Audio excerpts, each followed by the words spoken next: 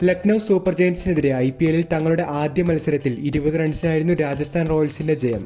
Toss നേടി batting തിരഞ്ഞെടുത്ത രാജസ്ഥാൻ നിശ്ചിത 20 ഓവറിൽ 4 വിക്കറ്റ് നഷ്ടത്തിൽ 193 റൺസാണ് നേടിയത്.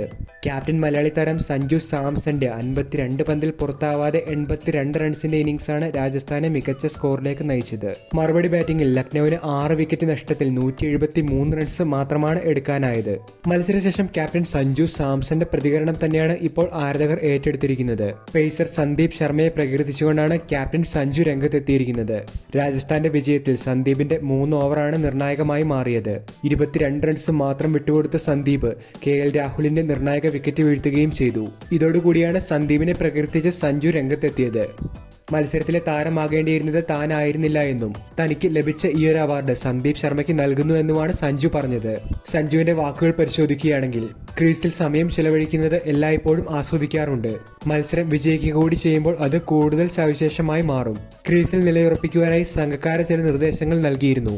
താൻ 10 വർഷമായി ഇപ്പോൾ IPL കളിക്കുന്നുണ്ട്. കൂടുതൽ തിരിച്ചറിവ് തനിക്കുണ്ടാകണം. താൻ കൂടുതൽ സമയം ചെലവഴിക്കുന്നുണ്ടെന്നും സാഹചര്യങ്ങൾ മനസ്സിലാക്കുന്നുണ്ട് എന്നും കരുതുന്നു.